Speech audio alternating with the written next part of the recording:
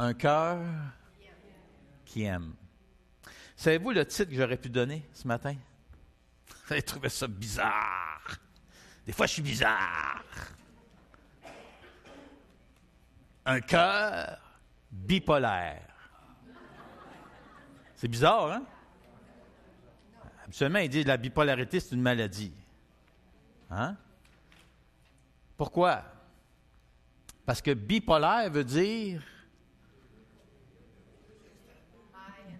les deux pôles, hein, les deux, un peu comme les deux extrémités. Mais un cœur qui aime, honnêtement, c'est un cœur bipolaire. Pourquoi?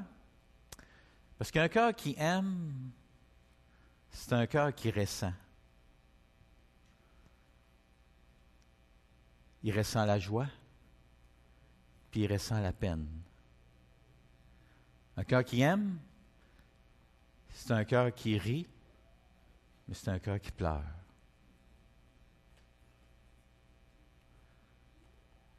Un cœur qui aime, c'est un cœur qui est guéri.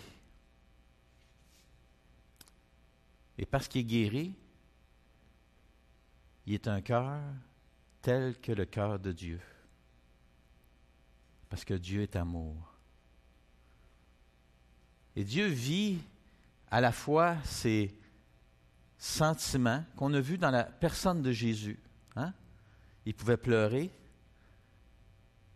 et il pouvait avoir de la joie. Il pouvait vivre ces extrémités que la nature humaine nous permet de vivre lorsqu'on a un cœur qui aime. Parce qu'un cœur qui aime, c'est un cœur qui est ouvert. Un cœur qui aime, c'est un cœur qui a goûté à l'amour.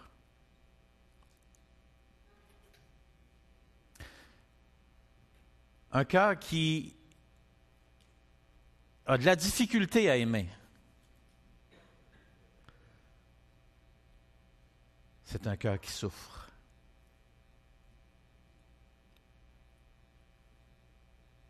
Une des choses que moi j'ai expérimentées en devenant chrétien, ça fait longtemps de ça, là, 1976. Donc, on parle de plus de 40 ans. 40 ans. En passant, cette semaine, j'ai fêté mes 40 ans plus 21 ans.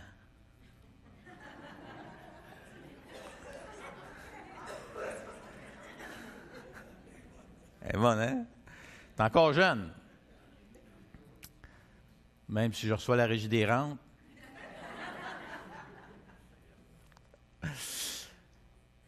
Mais une des choses que j'ai expérimentées en devenant chrétien,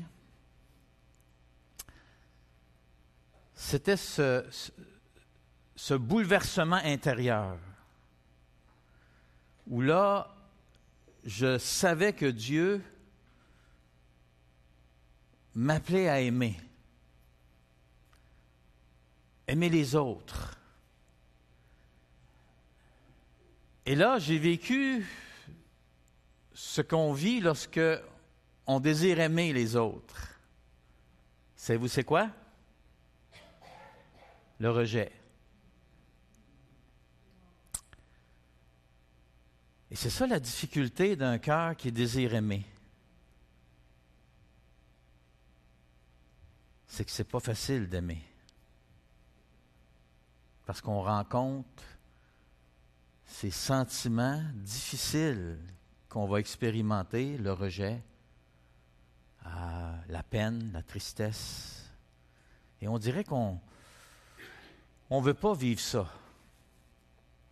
Puis là, en plus, moi, comme jeune homme chrétien, désireux de marcher pour Dieu, de faire la volonté de Dieu et tout ça, il m'est arrivé une chose incroyable. Dieu m'a appelé à être pasteur, à être dans le ministère. Et savez-vous ce que j'ai vécu dans le ministère? Le rejet. Oh! Du rejet par mes frères et sœurs. Vous savez, il n'y a pas si longtemps, un dimanche matin, ici même à l'église, quelqu'un vient me voir après la prédication, puis il me dit ceci. Toi, je t'haïssais la face. Avant. Oh. C'est spécial d'entendre ça, hein? Un bon gars comme moi,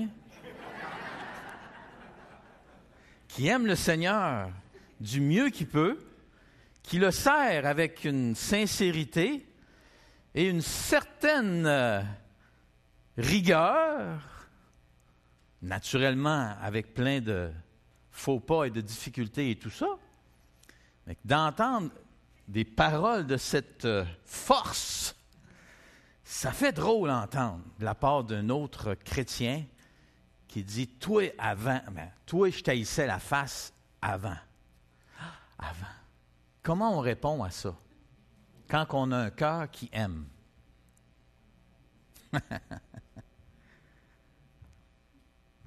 On dit quoi? M'en fous.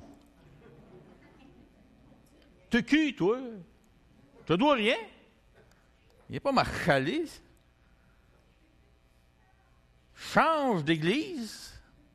Elle était déjà plus dans l'église ici. Mais ça n'avait rien, en tout cas, j'espère que ça n'avait rien à faire avec le fait qu'elle m'haïssait la face avant. Mais savez-vous ce que j'ai répondu? Honnêtement, devant Dieu, j'ai dit ceci. Je te comprends. Moi aussi, je m'haïssais la face avant.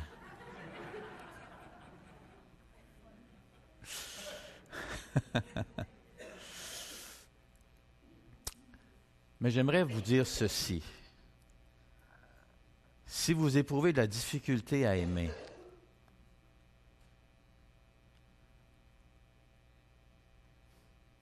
Dieu vous comprend. Mais c'est seulement une chose, c'est que vous souffrez. Ah, il y a le péché, oui, oui. On est tous des pécheurs. Et il sait aussi que ce n'est pas évident aimer. Il comprend très bien qu'on va se faire rejeter. Que même si on tend la main, ça ne veut pas dire qu'on ne nous la mordra pas. Ou ça ne veut pas dire que si on aide quelqu'un, il ne nous critiquera pas en retour. Puis là, ça fait mal. Et ainsi de suite. Il sait parce qu'il l'a vécu. Mais ce que Dieu veut, c'est qu'on ait un cœur ouvert. Un cœur qui aime. Ça, c'est la volonté de Dieu. Et ce matin, on a l'exemple de l'apôtre Paul, qui va nous donner des manifestations d'un cœur qui aime. Ce n'est pas toutes les manifestations d'un cœur qui aime, mais venant de l'apôtre Paul, tenant compte de qui il est, tenant compte que lui-même est dans le ministère, tenant compte qu'il ne l'a pas eu facile, tenant compte qu'il y a eu un départ raide. Si vous vous rappelez, Paul, quand il s'est converti, est-ce qu'on lui a ouvert les bras en disant « Ah, notre frère, l'apôtre Paul, est l'un des nôtres maintenant. » Non. On a douté de son salut, on a douté de la sincérité de sa conversion, on a cru que c'était une ruse de sa part de faire cette profession de foi et qu'en fait, il y avait plutôt un plan, un but derrière ces soi-disant actions de nouveaux disciples de Jésus. Et on sait qu'à travers ses lettres, il a été accusé de toutes sortes d'affaires, l'apôtre Paul. Hein? Il était accusé d'être là pour l'argent. Paul, il est là pour l'argent. Et là, Paul se défend. Je suis là pour l'argent. Crime. Et où cet argent-là si je suis là pour l'argent? Puis là, Paul se faisait même une fierté, lui, de dire, moi, je vais travailler autant que je peux là, pour soutenir mon ministère, ma vie. Je vais travailler pour ça. Puis oui, il a reçu à différents moments de l'argent des frères et sœurs qui étaient là pour le soutenir pour différentes raisons, quand il était en prison, ainsi de suite, parce que là, il ne pouvait pas tout le temps travailler et tout ça. Mais voyez, Paul a été là, il a vécu ça. Ah oui, Paul, hein, il a du caractère, lui, mais juste dans ses lettres. Mais en personne, il est doux comme un agneau, il a peur de tout le monde. Paul, il est là, il cherche à plaire à tout le monde. Tout ce qu'il fait, là, toutes ces décisions qu'il prend, il prend ça parce qu'il veut de la popularité. Il veut que les gens l'aiment. Paul a vécu tout ça.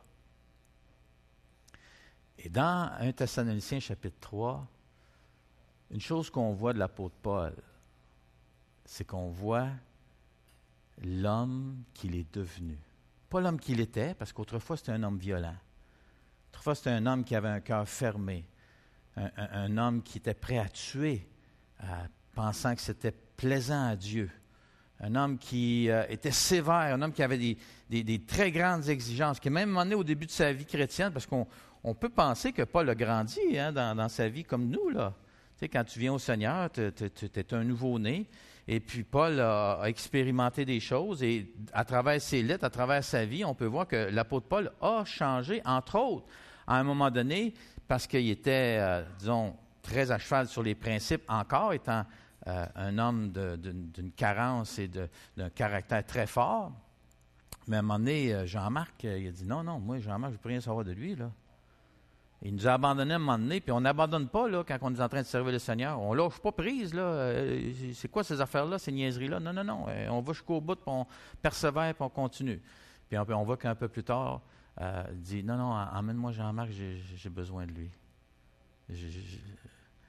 Jean-Marc est correct. On voit un homme que son cœur a changé. Et vous savez, pour avoir un cœur qui aime, il faut absolument connaître le Dieu d'amour. Sinon, c'est impossible d'aimer. Et je dirais ceci, il faut goûter non seulement une fois à l'amour de Dieu, mais il faut y goûter régulièrement à l'amour de Dieu.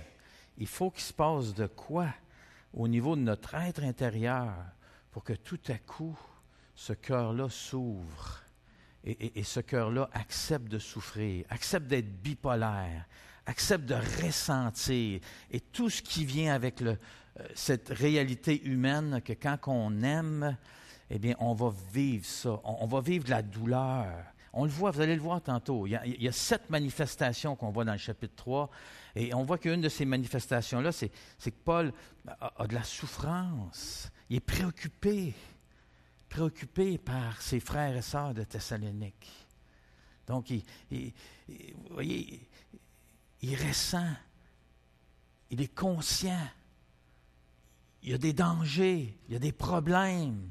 La vie n'est pas facile. L'ennemi, il est rusé. Et Paul exprime son cœur, ouvre son cœur. Et vous savez, un cœur qui aime, c'est un cœur qui s'exprime. Un cœur qui trouve les mots pour dire aux autres ce qu'il reconnaît chez eux, ce qu'il voit chez eux, de la présence de Dieu, de la présence de Christ. C'est un cœur qui encourage, relève. Un cœur qui cherche à faire du bien et non du mal. Et tout ça, pourquoi que c'est comme ça? C'est parce que ce cœur-là, il est nourri par le Dieu qui est amour, par ce Dieu qui est vivant. On va prier ensemble, après ça on va regarder le texte et les 7 caractéristiques d'un cœur qui aime. Seigneur Jésus, merci de ce que tu es vivant, merci de ce que tu es présent, merci de ce que tu nous comprends chacun de nous.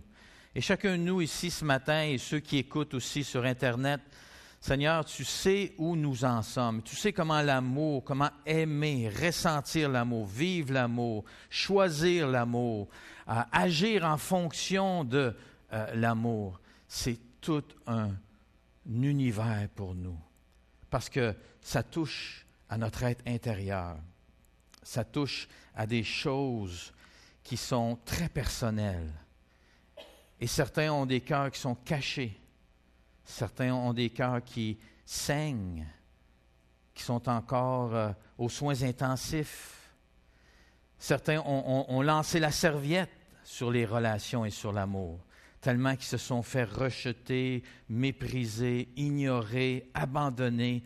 Toutes ces réalités humaines qu'on peut vivre, Seigneur, qui nous font tellement mal et qui nous amènent à nous protéger, à nous barricader parfois même, à plus vouloir même plus en rentrer en relation avec personne autour de nous, du moins des relations qui sont des relations significatives ou d'amour, de compassion, de grâce, d'entraide et tout ça, tellement qu'on ne veut plus aller là.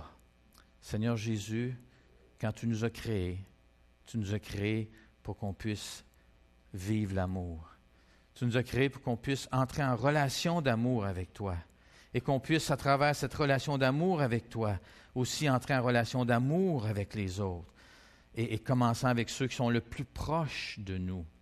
Seigneur Jésus, pourquoi ce matin mon cœur a-t-il la difficulté à aimer? Peux-tu, Seigneur, à travers l'exemple de l'apôtre Paul, parler à mon cœur ce matin qui shake, à mon cœur qui veut pas entendre, ou à mon cœur qui refuse de voir autrement.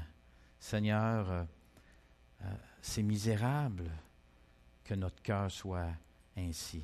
Tu veux un cœur qui aime en chacun de nous.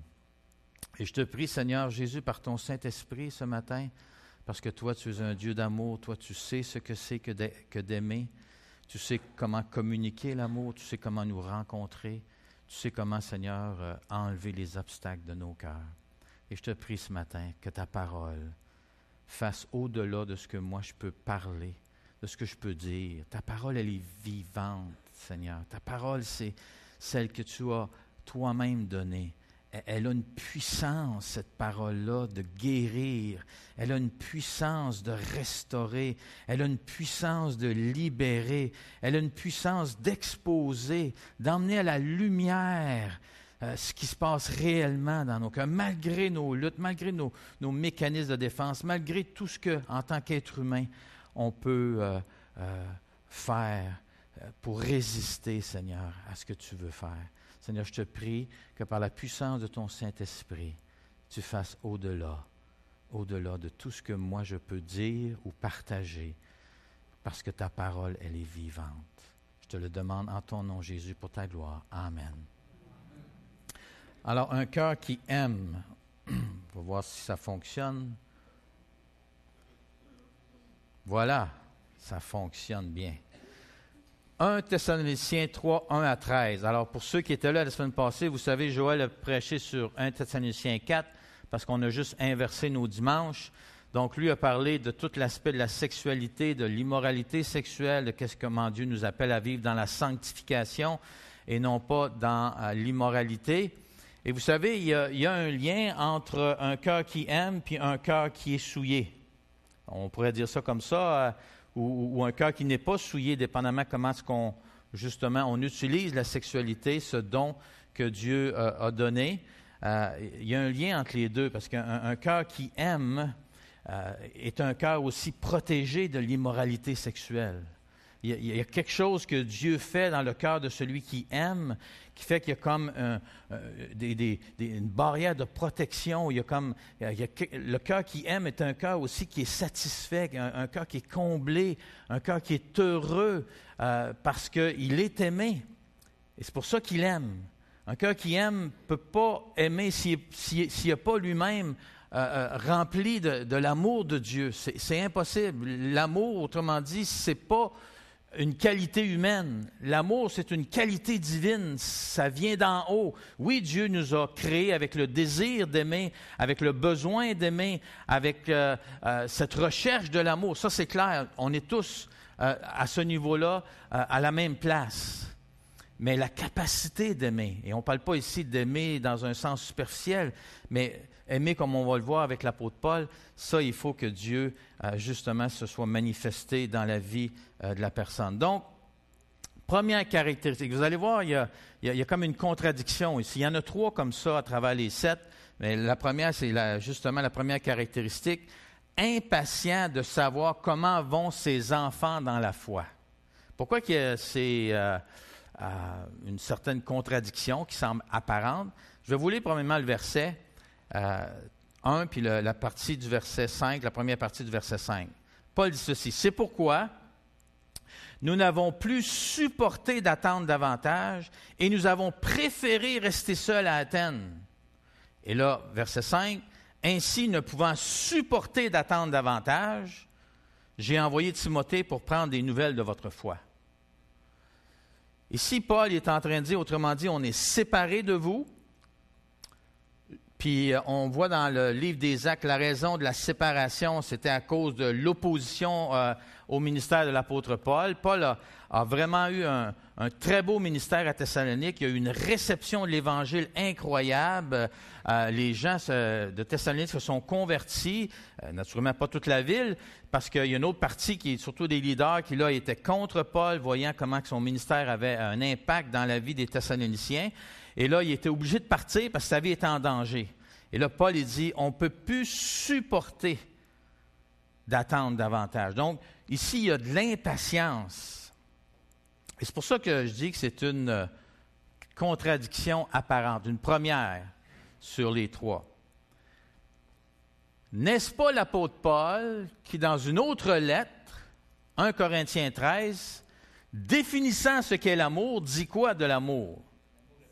L'amour est patient et l'amour supporte tout. Paul ici il dit, on n'est plus capable de supporter davantage. Il le répète même 2 fois au verset 1, après ça il répète encore au verset 5. Puis n'étant plus capable de supporter, bien là on vous envoie Timothée pour avoir de vos nouvelles. Voyez-vous comment, est-ce que l'amour est patient ou elle est impatient? Parce qu'ici il y a de l'impatience. Mais c'est de l'impatience de savoir comment ils vont, comment ses enfants dans la foi vont. Et là, ici, il y a une grande vérité qui est complémentaire, c'est-à-dire, oui, c'est vrai, l'amour est patient. Quand ça devient le contexte de difficulté dans mes relations avec les autres, dans la façon d'être, la façon que les changements devraient arriver, ça n'arrive pas, ça ne devrait pas être de même, là, il y a une patience qui se manifeste dans ma relation. Okay, avec les autres. Je suis patient envers les imperfections des autres. Mais je suis impatient où?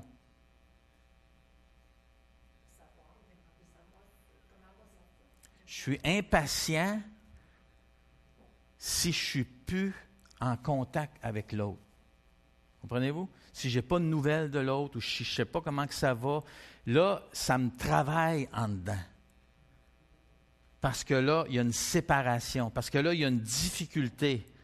Autrement dit, si je peux vivre loin de quelqu'un pendant des années puis ça ne m'en soucie pas, bien, il n'y a pas beaucoup d'amour dans cette relation-là. Mais si la séparation me fait mal, c'est parce qu'il y a quelque chose de beau dans cette relation-là. Il y a quelque chose de désireux, de désirable, de désirant. Comprenez? Alors, l'amour, dans ce temps-là, elle est impatiente. Elle est impatiente. Elle ne peut pas supporter la séparation. Elle ne peut pas supporter le silence de l'autre. Elle ne peut pas supporter qu'il y ait des conflits. Elle ne peut pas supporter qu'il n'y a pas de l'harmonie, qu'il n'y a pas de la joie, qu'il n'y a pas de tout ce qui doit, dans le fond, bien aller ensemble. Ça ne me laisse pas indifférent. Ça me travaille en dedans. Et c'est ça que, ici, l'apôtre Paul, dans le fond, est en train d'expliquer. Puis, ce qui est intéressant aussi, quand Paul il dit « Nous avons préféré rester seuls à Athènes en vous envoyant Timothée », le verbe ici renferme l'idée suivante.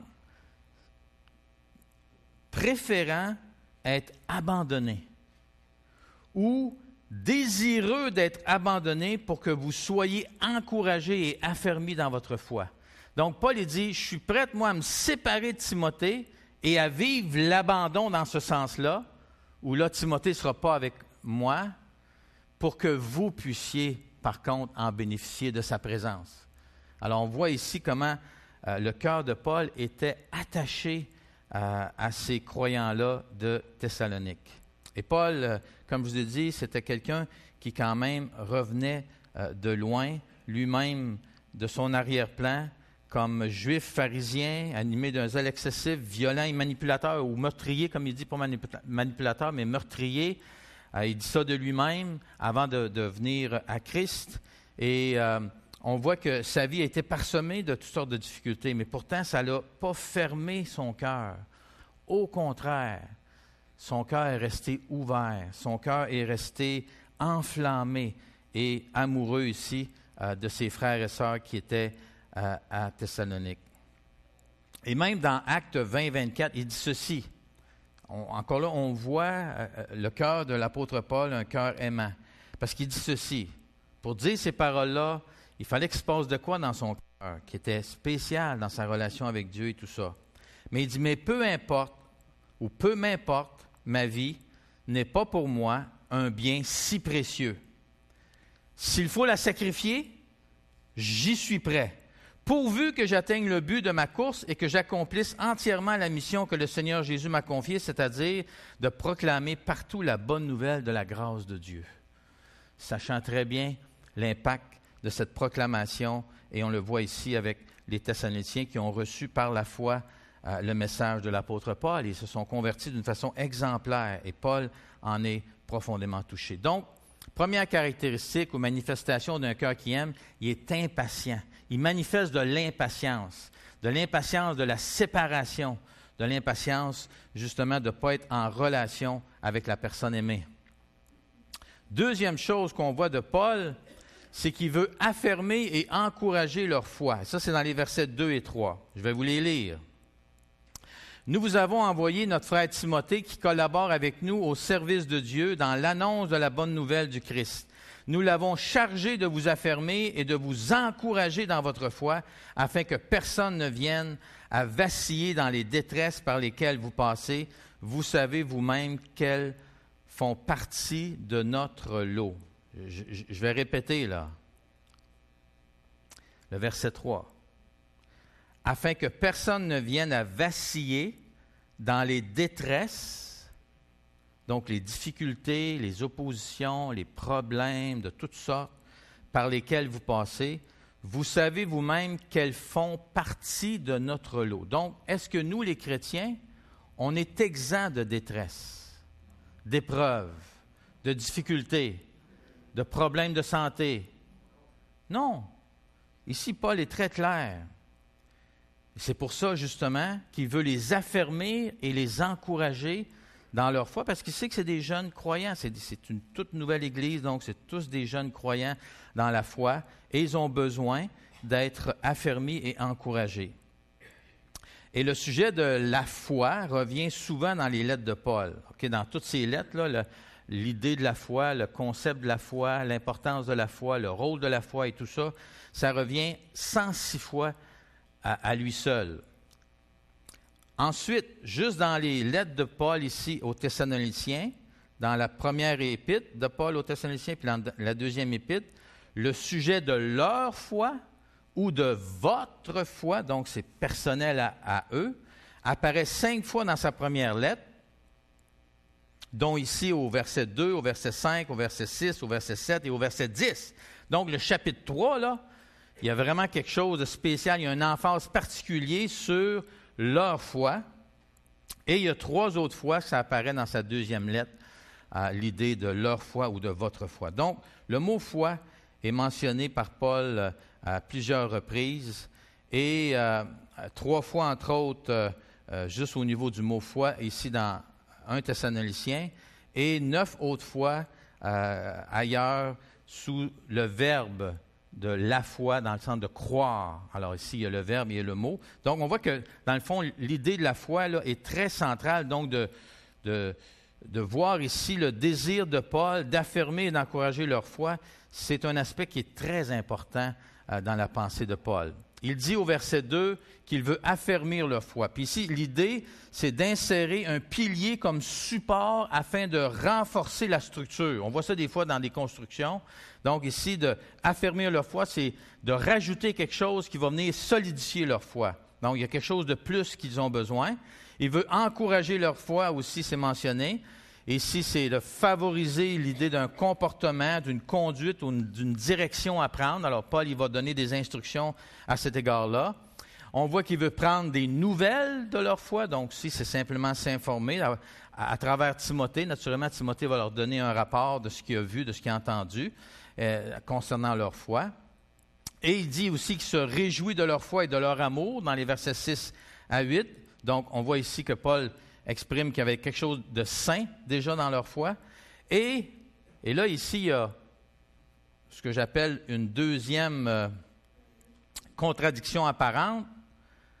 Il veut compléter ce qui manque à leur foi, au verset 10. Alors, qu'est-ce qu'il veut dire par compléter ce qui manque à leur foi? Puisqu'il semble que leur foi est solide, leur foi est en santé, ils valorisent leur foi, ils en parlent d'une façon qui est assez exemplaire. Mais pourtant, Paul dit qu'il manque quelque chose. Et là, le verbe compléter nous donne un peu une idée de qu'est-ce que Paul voudrait dire, parce que ce verbe-là peut être traduit soit par assembler, mettre ensemble, joindre, unir, rétablir, restaurer, réparer, équiper. Et là, souvent, ici, c'est le contexte qui vient préciser, parce que vous voyez, il y a tellement de possibilités au sens de ce mot-là. Alors, la foi de ces nouveaux croyants est vivante et réelle, comme j'ai dit tantôt. Elle reflète leur nouvelle relation avec Christ, leur enthousiasme, leur joie et leur confiance totale en la puissance de Dieu. Et vous savez, la foi d'une nouvelle personne qui vient de se convertir, c'est impressionnant. Avez-vous remarqué ça?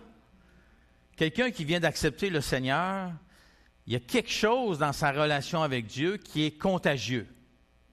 On le sent, on l'entend, on le voit dans sa physionomie, dans son discours, dans son enthousiasme, justement, parce qu'il vient de découvrir que Jésus, c'est son Sauveur qui est mort sur la croix pour lui, et là, sa vie en est totalement affectée et il est heureux comme pas possible.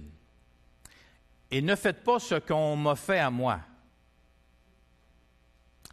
Quand je suis venu au Seigneur, j'étais comme ça aussi. Puis là, les personnes plus âgées dans la foi ont dit ceci. Ils étaient deux, là. Ils viennent me voir, puis là, ils expriment leur joie. Ah, c'est tellement le fun de te voir, c'est tellement le fun de t'entendre. Puis là, j'emmenais des personnes à l'église pour venir entendre prêcher la parole de Dieu, puis tout ça. Puis là, ça faisait déjà quelques mois que j'allais à l'église. Et moi, je me voyais pas aller, là, tu comprenez? Moi, j'étais juste cette nouvelle créature en Jésus, puis heureux de connaître Jésus, puis d'être un enfant de Dieu et l'espérance de la vie éternelle et Dieu est vivant, Dieu est là, Dieu est vrai, puis bon, je l'exprimais, j'en parlais, puis tout ça. Puis là, ils ont dit, c'est beau de te voir aller. Mais fais attention, ça ne durera pas. Ben là, il dit quoi? Ben là, ils ont dit, on a tous passé par là, tu sais. Puis là, j'ai dit, comment ça va, vous autres? Là, c'était Fait qu'ils ne m'ont pas vraiment expliqué, mais moi, ça me reste encore, 40 ans plus tard. J'ai dit, c'est quoi qui m'attend? Hein? Là, moi, je ne comprenais vraiment pas. Parce que pour moi, c'était comme, tout le monde est comme ça. Tous les chrétiens sont sûrement comme moi, joyeux de connaître Jésus. Il revient bientôt. Puis là, je parlais du retour du Seigneur. Puis là, je parlais autour de moi de Jésus et tout ça et tout ça. Tu sais, moi, j'étais enthousiaste, j'étais heureux, j'étais content. Il n'y avait plus de problème. Et puis là, ça m'a frappé un jour. Oui. La même maladie m'a frappé. Hein? Où là, on est déçu. Où là, on retombe sur la terre. Puis là, on perd l'enthousiasme et tout ça. Mais par la grâce de Dieu, c'est revenu! Ah! Donc, si vous l'avez perdu, vous aussi, hein? ça revient par la grâce de Dieu, puis c'est encore meilleur. Puis là, vous savez quoi? C'est plus dur de le perdre. Hein? C'est plus dur de le perdre parce que là, comme Paul dit, il veut compléter. Donc, Paul, dans un sens, là, il ne voulait pas les décourager. Tu vois, lui, il était diplomate. Hein? Il dit, je sais que votre foi, elle est fantastique. Puis il prend le temps là, hein, de le montrer, de dire à quel point là, il est enthousiaste de voir. Puis même au chapitre 1, il dit comment que vous êtes convertis. C'est incroyable, c'est un modèle. Vous êtes un modèle partout ailleurs de la manière que vous êtes venus au Seigneur, tellement que c'était quelque chose de beau à voir. Alors, mais Paul aussi, il dit, je sais aussi la réalité de la vie. Je sais comment ça se passe. Et là, vous allez avoir besoin de vous approfondir. Vous avez besoin de soutien, hein? De pièces supplémentaires qui vont venir pas changer votre foi, vont juste venir la fortifier, la rendre plus solide, que lorsque vous allez avoir des déceptions. Parce que vous savez, une des choses qui emmène le plus, malheureusement, de chrétiens à changer de température intérieure, c'est les déceptions. Vous voyez? Les déceptions de s'apercevoir que hey, les chrétiens ne sont pas parfaits. Puis des fois, là, je vais vous dire, là, les chrétiens, on est moins beau que certaines personnes qui ne sont pas chrétiennes. Savez-vous ça? Eh oui! Fait que si je ne suis pas aimable, c'est normal. Tu es un pécheur. Puis, heureusement, Jésus, il m'a rencontré. Puis, il me transforme. Fait que c'est pour ça que maintenant, je dis souvent en joke, maintenant, je suis une bonne personne. Jésus n'a été pas un cadeau. Hein? Mais c'est l'œuvre de Dieu. Moi, je sais que tout ce qu'il y a de beau dans ma vie maintenant, puis il y en a un peu de ça, OK? De beau, là. Mais moi, je pointe tout vers Jésus. Ce qu'il y a de beau dans ma vie, là, je sais que c'est Jésus qui l'a accompli. Le changement de mon caractère, la douceur, la capacité à avoir de la compassion, le désir d'être là pour aider ceux qui souffrent et qui ont des difficultés. Tout ça, c'est le changement de Jésus en moi. Et là, je suis content de voir que Jésus, il peut faire ça. Il peut emmener mon cœur à aimer, comme lui a un cœur qui aime. Et ça, c'est l'œuvre de Dieu. Donc, Paul voulait faire ça dans leur vie. Il voulait justement les affermir, leur communiquer davantage des vérités de l'Évangile, de ce que Dieu est venu faire, de ce que Christ a accompli sur la croix. Qu'est-ce que ça veut dire pour eux? Alors, Paul voulait le faire. Puis, avec ça, naturellement, c'est pour ça aussi qu'il veut, qu'il est impatient, c'est pour ça aussi qu'il veut encourager puis affermer, c'est qu'il veut les protéger des dangers et des pièges qui les guettent. Il sait, Paul, que ça s'en vient, que c'est là, c'est à la porte, et ils vont se faire frapper. Et lorsque nous étions parmi vous, dit Paul, nous vous avions prévenu que nous aurions à souffrir de nombreuses détresses. Donc, Paul revient encore avec ça. C'est le lot de la vie des chrétiens, et je dirais même peut-être encore plus des chrétiens. Si vraiment tu veux vivre une vie pieuse, dit Pierre, on va souffrir. Donc, on va vivre des moments de difficulté et de détresse.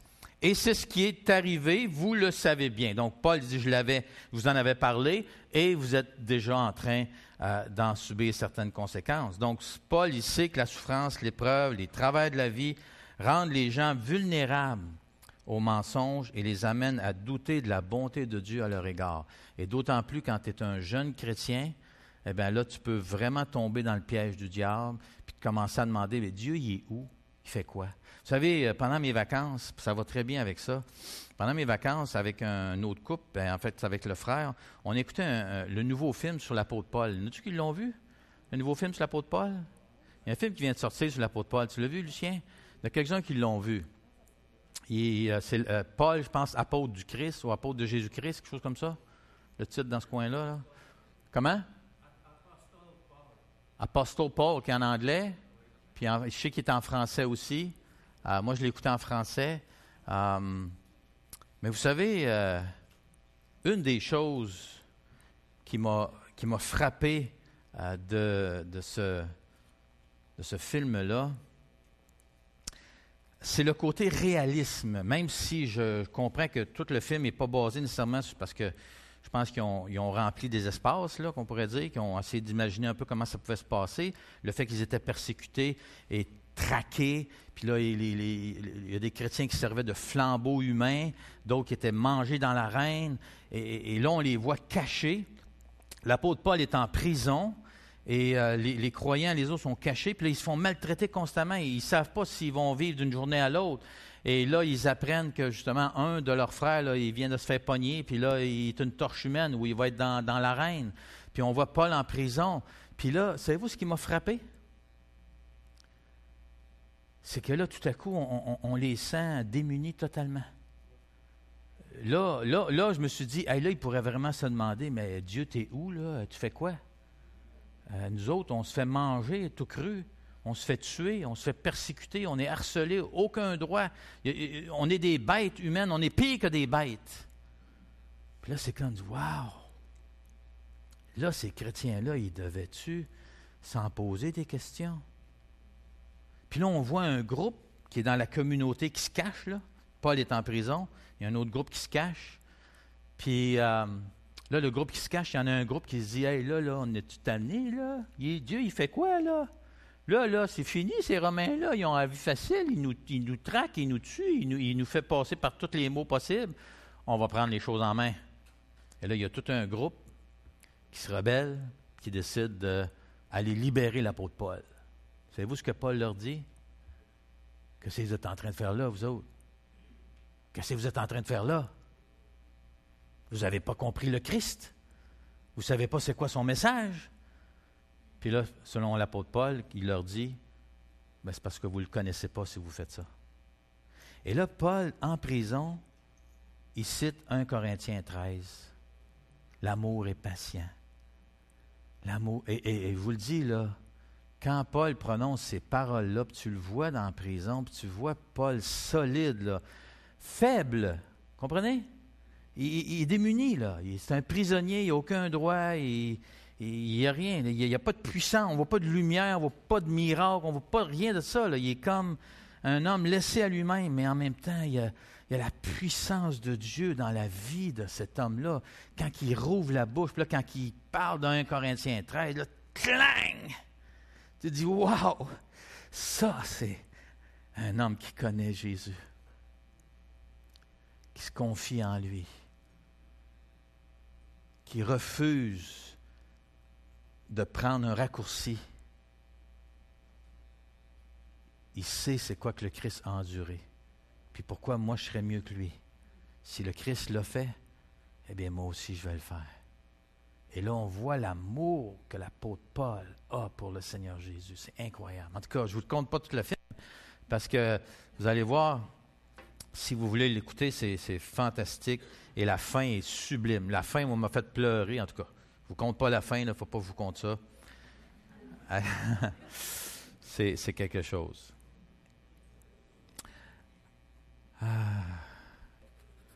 Donc, je continue. Conscient que l'ennemi cherche à détruire ce que Dieu fait. Alors, ce que Dieu fait à travers eux, dans le fond, à travers l'apôtre Paul, à travers son message, à travers l'Évangile, et ici, c'est l'idée de ce qui a été investi en eux, le travail, les efforts, le message de l'Évangile et l'amour, tout ce qui a été investi. Paul dit ceci, la deuxième partie du verset 5, « Je craignais que le tentateur ne vous ait éprouvé au point de réduire à néant tout notre travail. » Donc, Paul ici voulait aussi envoyer Timothée pour justement les aider à cet égard-là. Un cœur qui aime aussi, c'est un cœur qui veut rassurer, qui réconforte par les bonnes nouvelles de l'état de leur foi et de leur amour pour le Seigneur et pour lui. Donc, naturellement, quand Paul reçoit un message positif de ce qui se passe, il est heureux, il est content parce que son cœur, justement, il ressent, comme je vous dis, il peut ressentir le danger, ressentir la tristesse, la joie, et ici on voit la joie. Alors, il dit ceci, « Mais voici que Timothée, versets 6 à 8, voici que Timothée vient de nous arriver de chez vous et nous a rapporté de bonnes nouvelles de votre foi et de votre amour. Et il nous dit que vous conservez toujours un bon souvenir de nous et que vous désirez nous revoir autant que nous désirons vous revoir. Voyez-vous là, ici comment que ça coule là? Aussi, frères, au milieu de nos angoisses et de nos détresses, nous vous avons réconfortés par la réalité de votre foi. Oui, maintenant, nous nous sentons revivre puisque vous tenez bon dans votre vie avec le Seigneur. Donc, on voit que Paul ici, on voit qu'il vit des émotions et on voit qu'il est content, il est heureux et c'est en lien avec leur amour pour Christ, mais aussi leur amour pour lui. Et là, on voit comment que Paul est humain ici. Ça le touche de voir à quel point les Thessaloniciens l'aiment et sont attachés à lui et s'ennuient de lui et ont hâte de le revoir eux autres aussi. Alors ça, c'est le côté un peu humain de Paul. Et là aussi, on voit la troisième contradiction apparente. Pourquoi qu'ici, Paul manifeste... attendez un petit peu.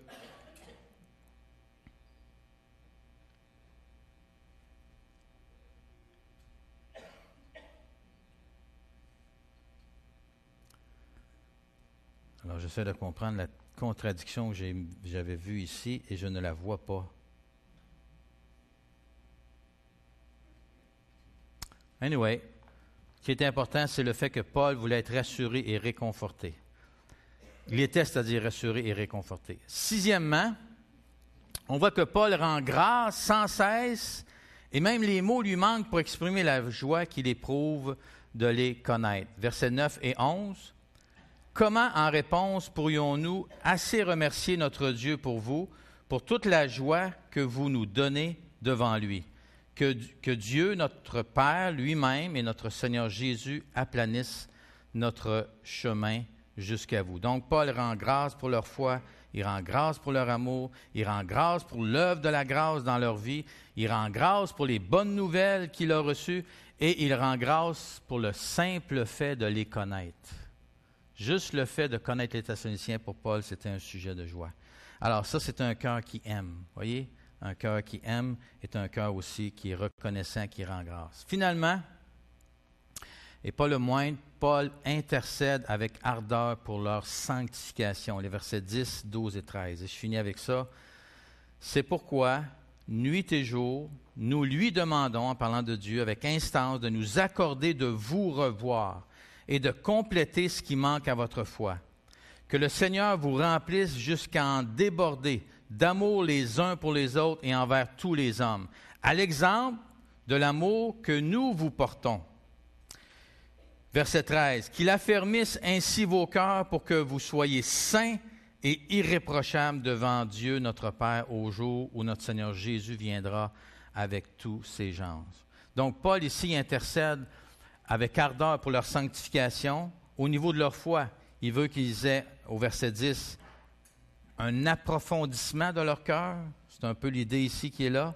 Au verset 12, au niveau de leur amour, donc leur cœur s'élargisse pour qu'il y ait encore plus de place pour l'amour de Dieu et pour qu'ils puissent aimer. Et finalement, au niveau de la sainteté, c'est-à-dire un cœur qui est plus affermi encore dans la personne de Jésus, dans la personne de Dieu, dans la personne de ce que Dieu a fait pour chacun de nous et pour eux en particulier ici. Je finis avec cette petite réflexion. Comment avoir un tel cœur? Selon la première épître de Paul aux Thessaloniciens, il nous donne au moins 3 indices, 3 choses qui nous pointent dans la bonne direction. La première, naturellement, c'est qu'il faut avoir passé par la nouvelle naissance. Au chapitre 1, versets 8 à 10. Ça prend cette rencontre personnelle avec Christ, où là, on goûte pour la première fois de notre vie à son amour et à son pardon, à travers son œuvre qu'il a faite sur la croix. Ça, c'est absolument incontournable. Deuxième chose, on doit recevoir la parole de Dieu et la laisser agir en nous dans toute sa puissance. Chapitre 2, verset 13.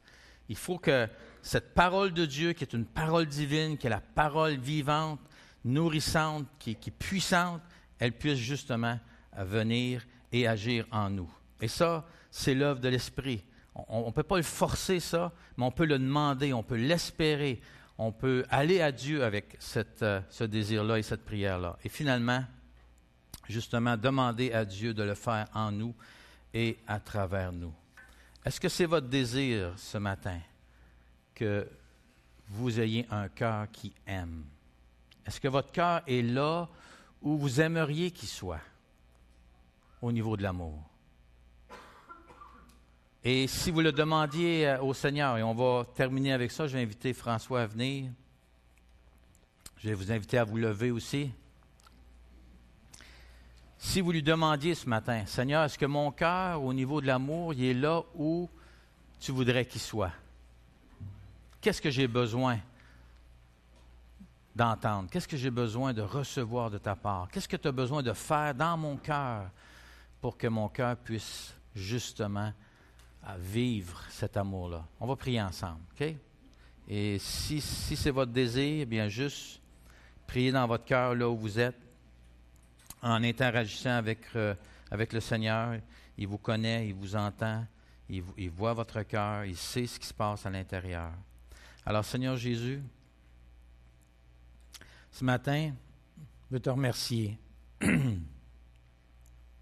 remercier parce que ta parole nous montre que tu es toi-même un Dieu d'amour. Tu es toi-même un Dieu qui a tant aimé que, Seigneur Jésus, toi, tu es venu sur la terre pour accomplir ce que tu as accompli par ta mort sur la croix. Et c'était par amour. C'était de l'amour pur, Seigneur, que tu nous manifestais, que tu nous démontrais en te donnant ainsi sur la croix et en prenant sur toi tous mes péchés.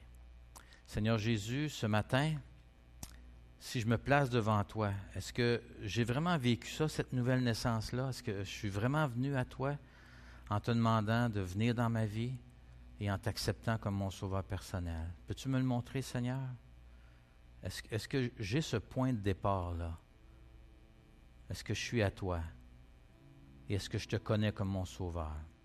Seigneur, montre-moi-le. Et si ce n'est pas le cas, mais ce matin, Seigneur, simplement par la foi, je te demande de me pardonner de mes péchés et de me libérer et de faire de moi un enfant de Dieu, un disciple. Et Seigneur Jésus, si mon cœur est fermé à ta parole, s'il y a un blocage quelconque, mais Seigneur, j'aimerais que tu me le montres aujourd'hui. J'aimerais te demander, Seigneur, de me rencontrer. Et justement, je voudrais libérer mon cœur. Je voudrais que mon cœur puisse recevoir ta parole, que je puisse entendre ce que tu aimerais me communiquer et t'abandonner tout ce qui aurait besoin d'être laissé à tes pieds. Seigneur, je te le demande, rencontre-moi. Je veux avoir un cœur qui aime. Je veux avoir ce cœur qui est récent, ce cœur qui est capable de s'exprimer, ce cœur qui est capable de recevoir, de donner. Seigneur, rencontre-moi, je te le demande ce matin. Et c'est pour ça, Seigneur, que je me suis approché de toi. Et je te prie, Seigneur Jésus, œuvre dans ma vie. Emmène-moi à aimer comme toi tu aimes. Emmène-moi à expérimenter cet amour de ta part. Je te le demande en ton nom et pour ta gloire. Amen.